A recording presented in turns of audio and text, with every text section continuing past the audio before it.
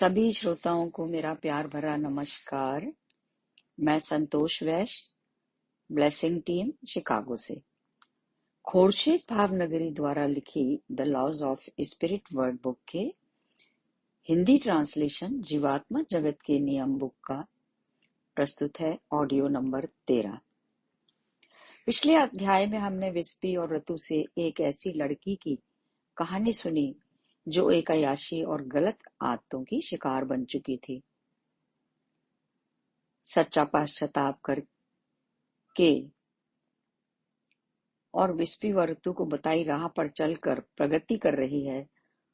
और अब आगे की जानकारी करते हैं। अगला संपर्क 19 मई 1981 को किया गया, जिसमें अवचेतन मन प्रसुप्त हो सकता है, इस बारे में विस्पी और ऋतु ने जानकारी की। उन्होंने बताया कि जीवात्मा जगत में उनके सामने कई अजीबोगरीब कहानियां आती हैं। उन्होंने कुछ ऐसी कहानियां चुनी हैं जो हमारी दुनिया में रहने वाले लोगों की प्रकृति दर्शाती है। उन्होंने कहा, आप लोगों को ऐसे लोगों द्वारा मूर्ख बनाए जाने से सावधान रहना चाहिए। उन लोगों की पापी योजनाओं में खुद को शामिल ना करने को लेकर भी सावधानी लेनी चाहिए। पृथ्वी पर रहने वाले किसी व्यक्ति के लिए आंख बंद करके विश्वास ना करें। इसीलिए वो चाहते हैं कि हम कुछ सच्ची घटनाएं जान जाएं। हम लोगों को ये बात अच्छी तरह समझ लेना चाहिए कि पापी मन के साथ बाहर से अच्छा दिखने का ढोंग करके कोई श्री सर्वशक्तिमान ईश्वर के साथ छल कर सकता है, तो ये आपकी सबसे बड़ी भूल है।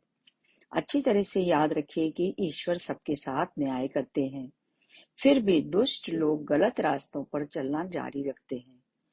उन्होंने कहा कि हमें अक्सर हैरानी होती है कि ऐसे लोगों की अंतरात्मा भी उन्हें ऐसा करने से रोकती नहीं है। हम देखते हैं कि बहुत से दुष्ट लोग बड़े बड़े दुष्कर्म करते हैं और दुनिया को विश्वास दिलाते हैं कि वे बिल्कुल निर्दोष हैं। उनकी अंतरात्मा पर भी कोई फर्क नहीं पड़ता। आपको भी आश्चर्य होगा कि ये किस प्रकार होता है। तब उन लोगों ने समझाया, जब आप मासूम बच्चे होते हैं तो आपकी अंतरात्मा अथवा अवचेतन मन आपको मार्गदर्शन देने के लिए बिल्कुल स्वतंत्र होता है। जब आप बुरी भावना से अथवा किसी बुरी व्यक्ति द्वारा बहकाने पर गलत कामों में लिप्त होने लगते हैं, तो आपका सबकॉन्शियस माइंड कठोर होकर निष्क्रिय होने लगता है, चुप हो जाता है, निद्रा में चला जाता है या सुप्त हो जाता है। आपका सबकॉन्शियस माइंड कभी भी गलत काम करने की अनुमति नहीं देता, लेकिन आपका चेतन मन या कॉन्शियस आपके अवचेतन या अनकॉन्शियस माइंड की बातें सुनने से इनकार कर देता है और आप दुष्ट रास्तों पर चल पड़ते हैं। आपका सबकॉन्शियस या अवचेतन मन ये सहन नहीं कर पाता और इसलिए सो जाता है और आपके बुरे कामों या बुरी आदतों में दखल नहीं देता। मान लीजिए कि आप 6वें या 7वें किसी उच्चतर लोक में हैं, तो आपका अनकॉन्शियस माइंड आपको एक सीमा के आगे गलत करने ही नहीं देगा। जब भी आप ऐसा करने लगे तो वो आपको इसकी जानकारी देगा। अगर आप उसकी बात नहीं सुनते या सुधार नहीं लाते, तो आपका अवचेतन मन श्री सर्वशक्तिमान ईश्वर से आपको जीवात्मा जगत में लौटने की अनुमति के लिए विनती करता है। 6वें या 7वें लोक की आत्माएं कभी भी पहले, दूसरे या तीसरे लोक में नहीं जाती। इसका अर्थ है कि वे एक सीमा तक ही गलत काम कर सकती हैं, उससे आगे कभी नहीं। 6वें और 7वें लोक की आत्माओं के मन सतर्क रहते हैं, जिससे वे कभी भी यथाक्रम 4 या 5 लोक से नीचे नहीं जा सकती। 6वें लोक में पैदा हुई आत्मा केवल 4 लोक तक ही नीचे जा सकती है।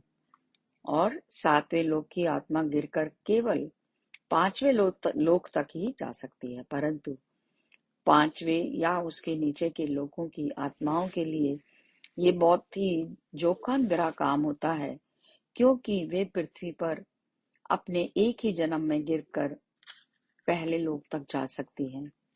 इसलिए उनके लिए बहुत ही खतरनाक होता है कि वो अपने सबकॉन्शियस माइंड की बात ना सुने और उसे सुप्त हो जाने दें।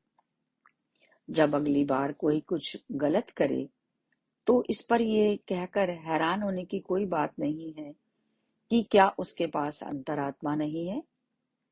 आपको उसका जवाब मालूम होगा कि उस व्यक्ति का अवचेतन मन सोया हुआ है। रतु ने बताया कि मैं इसे फिर से कहूंगा, पांचवें लोक अर्थात उसके नीचे के लोगों की आत्माओं की ये समस्या है।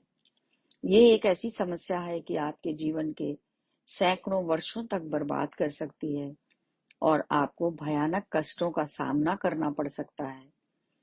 आपके लिए यही अच्छा होगा कि आप अपनी अंतरात्मा के विरुद्ध ना जाएं। आप कहें कि 2 या 3 बार तक ठीक है, पर उन्होंने कहा हम कहेंगे कि ये 2-3 बार आपको 6 या 8 बार की ओर भी ले जा सकता है, और फिर इसके बाद तो बहुत देर हो जाती है।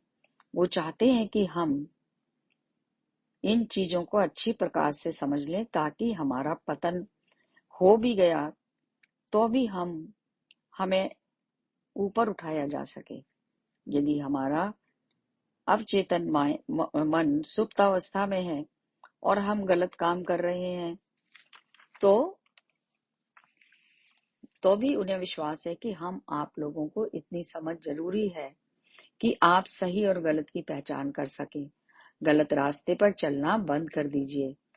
श्री सर्वशक्तिमान ईश्वर से प्रार्थना कीजिए कि वो हमारे सोए हुए अवचेतन मन को एकाग्रता और ध्यान के रास्ते से जगाने में हमारी मदद करे।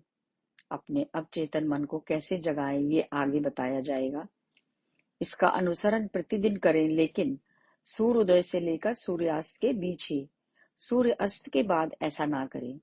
2 मिनट के लिए ईश्वर से प्रार्थना करें और फिर सर्वशक्तिमान ईश्वर से अपने सोए हुए अवचेतन मन को जगाने के लिए मदद की प्रार्थना करें। हे प्रिय श्री सर्वशक्तिमान ईश्वर, मुझे आप अपने सन्मार्ग पर ले चलो। मुझे इतनी शक्ति दो कि मैं अच्छे कर्म कर सकूं। बुरी इच्छाओं और भावनाओं को मैं अपने मन से निकाल फेंकने में मेरी मदद करिए। मुझे आप अपना ज्ञान दीजिए, अपने प्रकाश से रोशन राह दिखाइए। मुझे अपने अवचेतन मन को जगाने में मदद करिए ताकि ये मुझे कभी भी गलत ना करने दे।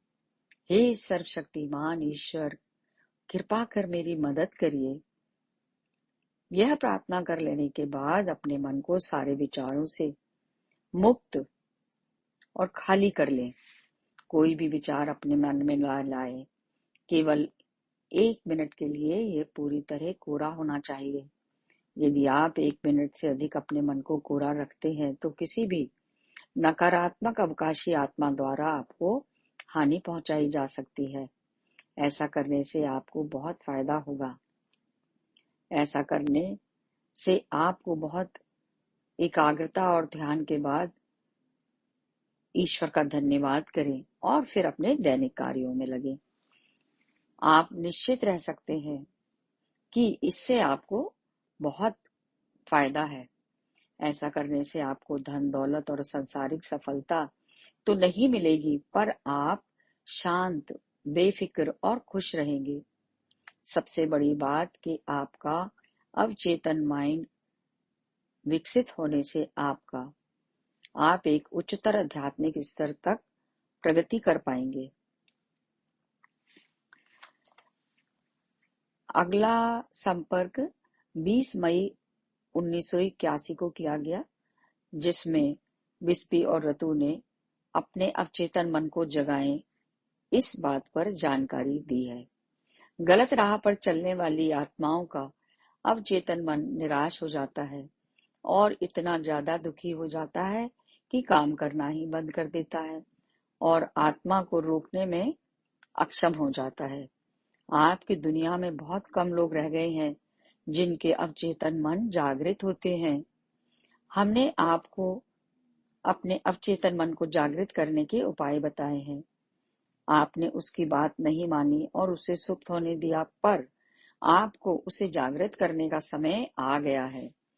आपके अवचेतन मन को जागृत रहकर आपका मार्गदर्शन करना चाहिए। कृपया आप उससे बात करें, उससे याचना करें और फिर से सक्रिय होने के लिए उससे अनुरोध करिए। अवचेतन मन को फिर से सक्रिय स्थिति में लाना एक कठिन कार्य है, पर आपको तो ये करना ही है। आपने उसकी बात ना मानकर गलत किया है, जिससे उसने काम करना बंद कर दिया।